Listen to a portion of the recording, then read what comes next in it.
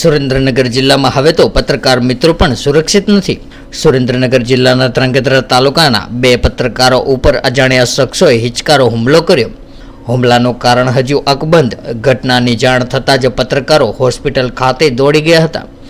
મળતી માહિતી મુજબ સુરેન્દ્રનગર જિલ્લાના ધ્રાંગધ્રા શહેરના હળવદ રોડ ઉપર બપોરના સમયે ધ્રાંગધ્રા તાલુકાના બે પત્રકારો ઉપર હુમલો થયાની ઘટના સામે આવી હતી, જેમાં ધ્રાંગધ્રા ખાતે પત્રકારત્વ કરતા ઋતુલકુમાર ધામેચા તથા રામદેવસિંહ ઝાલા નામના બે મીડિયા કર્મીઓ ઉપર કાર લઈને આવેલા 4 જેટલા શખ્સોએ ધાર્યું લોખંડના પાઇપ વડે જીવલેણ હુમલો કરીને નાસી છૂટ્યા હતા।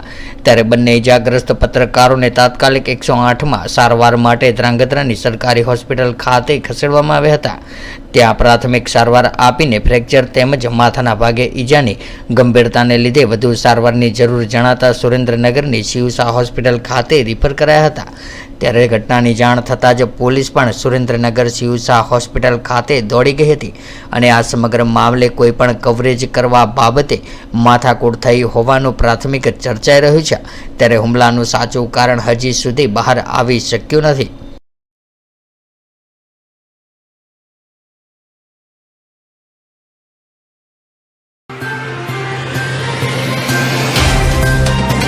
तो व्हाट्सएप, ट्विटर, फेसबुक, इंस्टा जहाँ भी आपका अकाउंट है, इसे शेयर बटन के द्वारा वहाँ पर शेयर करें।